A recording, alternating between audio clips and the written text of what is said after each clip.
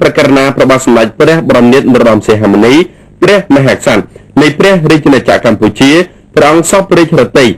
ឡាយប្រហុលលេខាដំឡើងព្រះឋានៈដ៏ខ្ពស់បំផុតក្នុងការដឹកនាំព្រះសង្ឃទាំងអស់នៅព្រះរាជាណាចក្រកម្ពុជា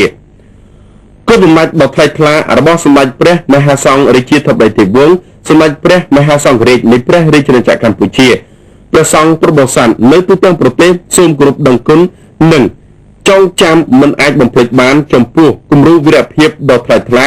ដែលព្រះអង្គបានចូលរួមចំណែកដឹកនាំព្រះពុទ្ធសាសនាក្នុងរយៈពេល27ឆ្នាំចាប់តាំងពីបាតដៃទទេរហូតទទួលបាននូវការរីកចម្រើនយ៉ាងឆាប់រហ័សពីមួយថ្ងៃទៅមួយថ្ងៃ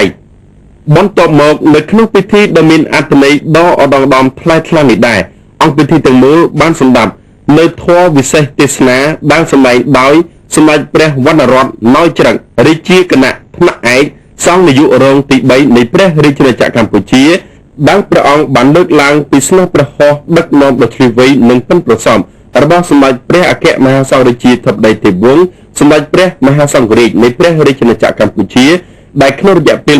27ឆ្នាំកន្លងមកនេះព្រះអង្គបានចំណាយនៅប្រកាយពលយ៉ាងខ្លាំងក្លាក្នុងការដឹកនាំព្រះពុទ្ធសាសនាពីបាត់ដៃទទេ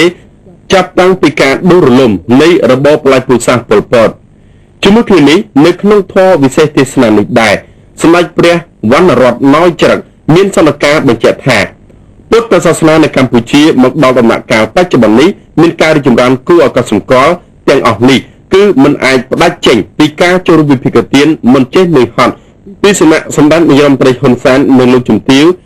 ដែលជាអគ្គពុទ្ធសាសនូបត្ថម្ភមួយរូបក្នុងការជួយឧបត្ថម្ភគ្រប់គ្រងនិងធ្វើពលកម្មគ្រប់បែបយ៉ាងក្នុងការជំរុញអភិវឌ្ឍវិស័យពុទ្ធសាសនាទោះបីជាយ៉ាងណាក៏ដោយសម្ដេចព្រះវណ្ណរដ្ឋណោយច្រឹកក៏បានក្រានរំលឹកនិងដាស់តឿនព្រះសង្ឃនិងក្រហមទាំងអស់ត្រូវមានធម៌ខន្តីមេត្តាករុណានៅក្នុងខ្លួនយើងម្នាក់ៗដើម្បីរស់នៅក្នុងសង្គមមួយមានសុខសន្តិភាពនិងការអភិវឌ្ឍរីកចម្រើនក្រោមការដឹកនាំដ៏ខ្ពង់ខ្ពស់របស់សម្ដេចនាយរដ្ឋមន្ត្រីហ៊ុនសែនព្រះលីកោគុណឈោប្រមេតោតាអ្នកអ្នកព្រះសន្តាប់ខតទេសនានេះជាគំរូរបស់